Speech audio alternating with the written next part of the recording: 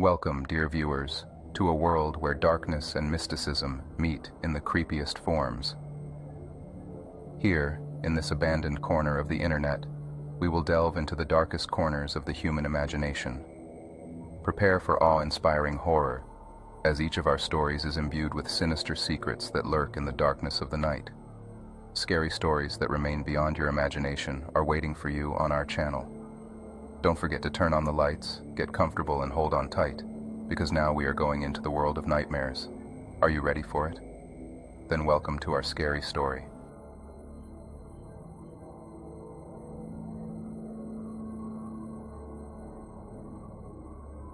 Nestled amidst a lush expanse of towering pine trees, the small town of Willowbrook thrived in serene isolation. The town's residents led simple, peaceful lives, content in the embrace of nature and the tranquility of their surroundings. It was the kind of place where everyone knew everyone, and the tight-knit community thrived on trust and familiarity.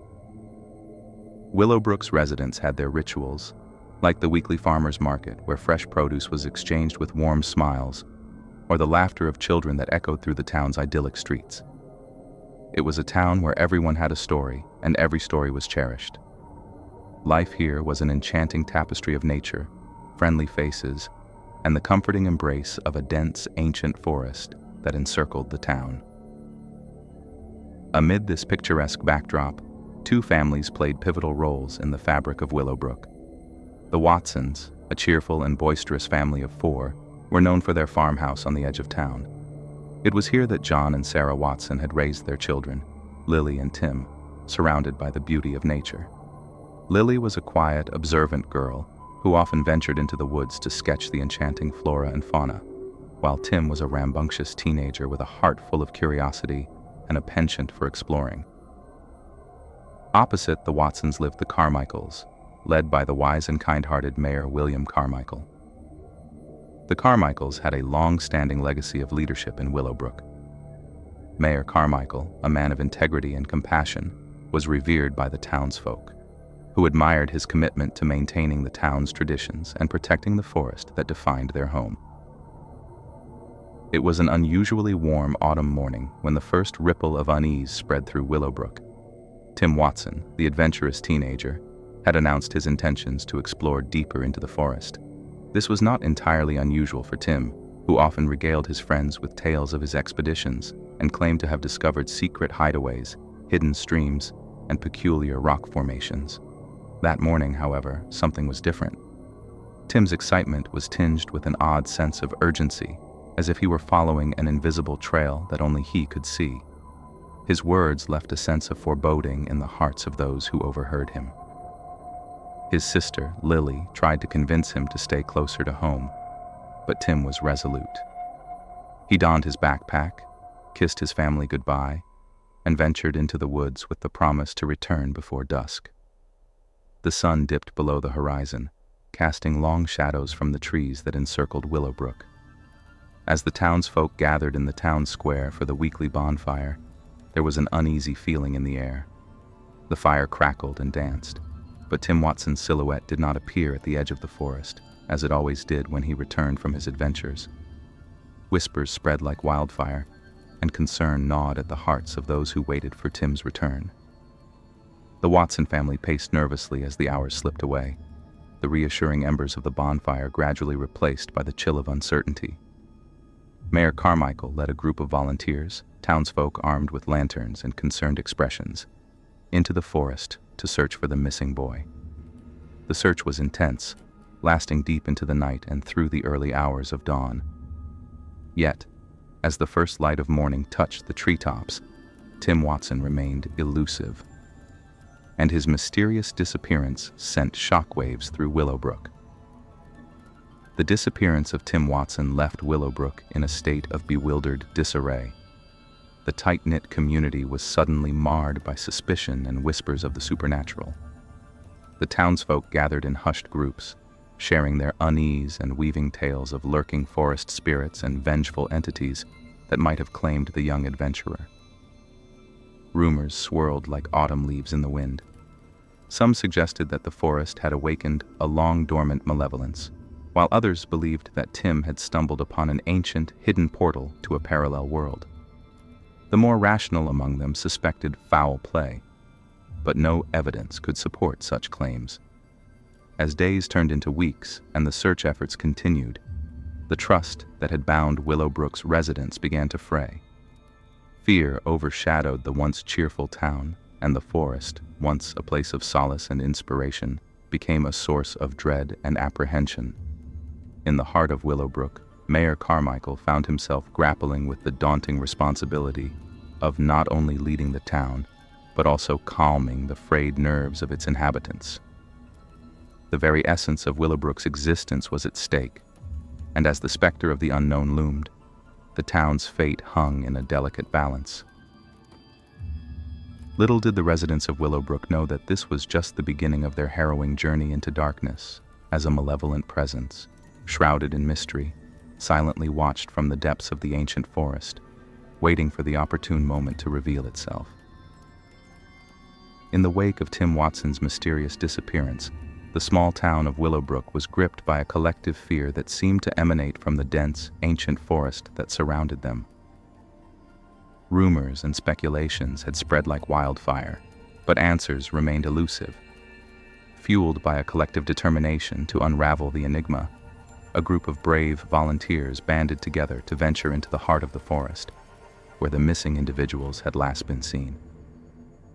As the sun hung low in the sky, casting long shadows over the town, the group of intrepid explorers, each carrying a lantern and a heart laden with apprehension, began their journey. The air was thick with an uncanny silence, and the forest seemed to close in around them, blocking out the comforting sounds of Willowbrook's daily life. The deeper they ventured into the forest, the more the natural beauty gave way to a dark, foreboding atmosphere. Trees twisted and gnarled, their roots protruding like skeletal fingers from the earth. The dappled sunlight transformed into a patchwork of eerie shadows and slivers of cold, unforgiving moonlight. The group reached the last known location of the missing individuals, a clearing in the forest where Tim Watson had been seen heading. It was here that the forest seemed to hold its breath, as if it knew more than it was willing to reveal. It was as if the very trees whispered secrets, secrets that had long been buried in the depths of the woods. The group of volunteer explorers comprised a diverse mix of individuals, each with their own motives and fears. Among them was Sarah Watson, Tim's mother, whose grief and determination fueled her to seek answers, no matter the cost. She was joined by Lily, her daughter, whose artistic soul yearned to find her missing brother, even if it meant facing the unknown. Mayor William Carmichael, burdened by the responsibility of leading the town, felt a deep obligation to protect his community from the shadow that loomed over it.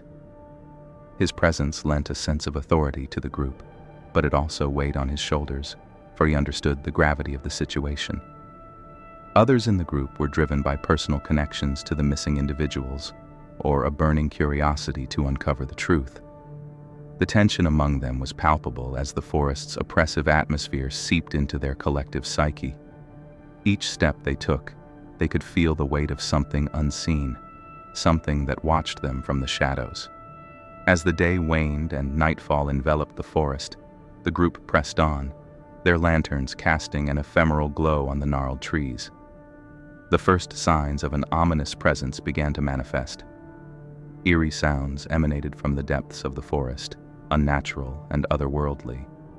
It was as if the very forest itself was breathing, exhaling sighs that sent shivers down their spines.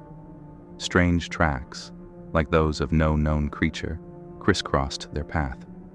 These marks were angular and alien, defying any logical explanation.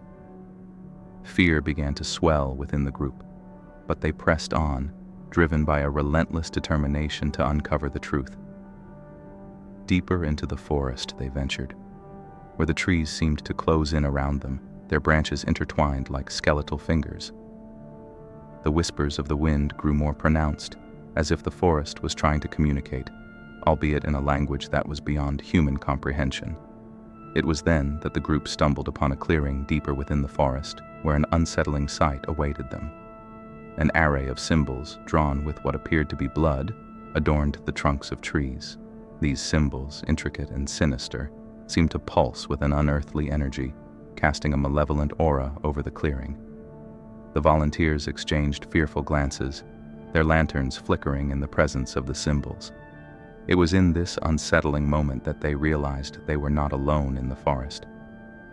Something, or someone, was watching them from the shadows, and the oppressive weight of the forest's secrets pressed down upon them, threatening to consume them in its darkness. The quest for answers had only just begun, and the true nature of the forest's malevolence remained shrouded in mystery. The eerie symbols in the clearing had cast an unsettling spell over the group, and the sense of impending doom had grown oppressive. The air was thick with a sinister energy as they pressed on, their lanterns barely illuminating the unnatural surroundings. As they ventured further, the forest seemed to close in around them, and the sound of rustling leaves grew louder, almost like a cacophonous whisper. Then, as if materializing from the very shadows, it appeared, a monstrous, nightmarish figure with eyes that glowed like burning coals. The forest monster stood tall, its body a grotesque amalgamation of sinewy limbs and gnarled bark-like skin. Jagged thorns protruded from its form, and its limbs ended in clawed appendages that promised unfathomable agony. It was a creature of nightmares, a grotesque fusion of nature and malevolence. The group froze, their lanterns quivering in trembling hands. The monster's eyes locked onto them, and a guttural growl emanated from its twisted mouth, filled with rows of jagged teeth. In that moment, their worst fears had taken form. Time seemed to stretch as the group stood face to face with the forest monster. Their terror was palpable, and the memories of that moment would haunt them forever. Sarah Watson, her voice quivering, was the first to break the silence. "Its eyes," she stammered. "They burned like embers of hell. I could feel its malevolence, its hunger." Lily, her gaze still locked with the creature, added, I saw branches and vines reaching out from its body, as if the forest itself had given birth to this abomination." Mayor Carmichael, usually composed and resolute, whispered, "It was as if it knew our every fear. It played with our minds, feeding on our dread." As the volunteers recounted their experiences, a chilling atmosphere descended upon the group. The forest monster's presence had unearthed primal fears, and the realization that they were in the grasp of something beyond human comprehension sent shivers down their spines. Despite their fear, the group knew they had to act. They had ventured into the heart of the forest to uncover the truth, and now the truth had revealed itself, albeit in the form of a nightmarish creature. Gathering their courage, the volunteers decided to confront the forest monster. They drew their weapons, makeshift and otherwise, and advanced cautiously, attempting to outwit the entity that seemed to have a malevolent intelligence. However, their attempts proved futile. The forest monster moved with unnatural grace, its limbs extending and retracting like a nightmarish dance. Its attacks were swift and merciless, and it seemed impervious to their feeble attempts at defense.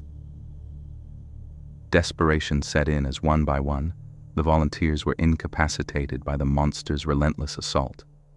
Mayor Carmichael, driven by an indomitable will to protect his town, attempted to reason with the creature, but his words fell on deaf, twisted ears. In the end, it was Lily, the quiet artist, who held the key. With a voice trembling with fear, she began to sing, a haunting melody that resonated through the forest. It was a song she had heard in her dreams, a song that seemed to soothe the creature's malevolence. The forest monster hesitated, its grip on the group weakening.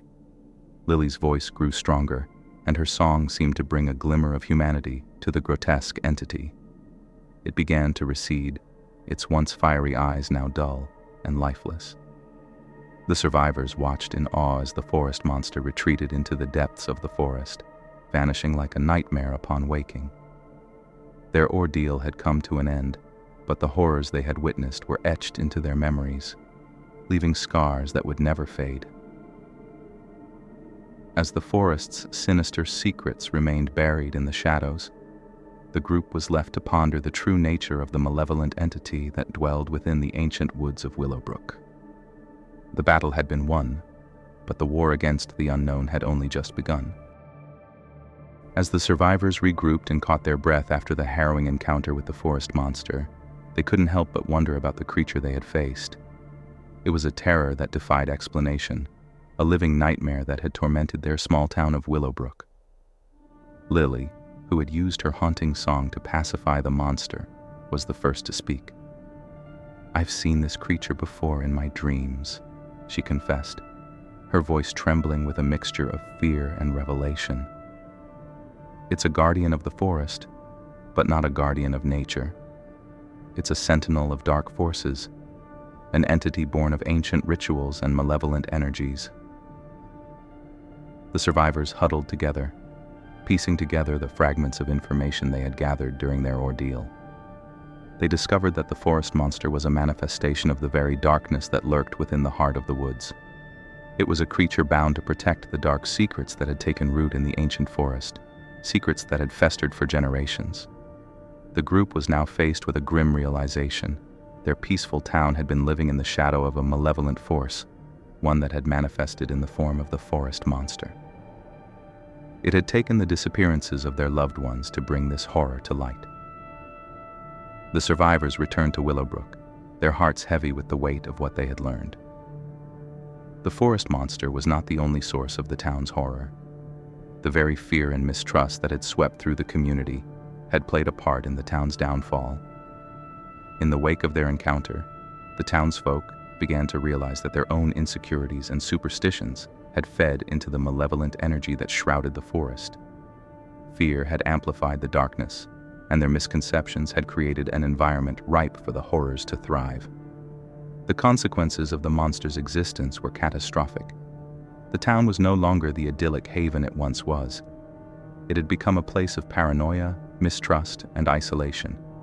Families turned on each other, and the bonds of friendship and community that had once been their strength were eroded by fear. In the aftermath of their encounter with the forest monster, the survivors were determined to confront the darkness that had taken root in Willowbrook. They realized that the only way to break the cycle of fear and mistrust was to expose the truth and dispel the malevolent energies that had plagued their town for so long. They embarked on a journey to uncover the ancient rituals that had bound the forest monster to the woods. Their investigation led them to hidden texts, long-forgotten legends, and a network of secrets that ran deep within the town's history. With this knowledge, they devised a plan to break the creature's hold on the forest. The final confrontation was fraught with danger and uncertainty, but the survivors were resolute in their mission. With a combination of knowledge, bravery, and unity, they managed to sever the ancient ties that bound the forest monster to the woods. As the malevolent entity dissipated, the forest began to heal, its darkness receding like a retreating tide. The town of Willowbrook, though scarred by the horrors it had endured, found a renewed sense of community and resilience.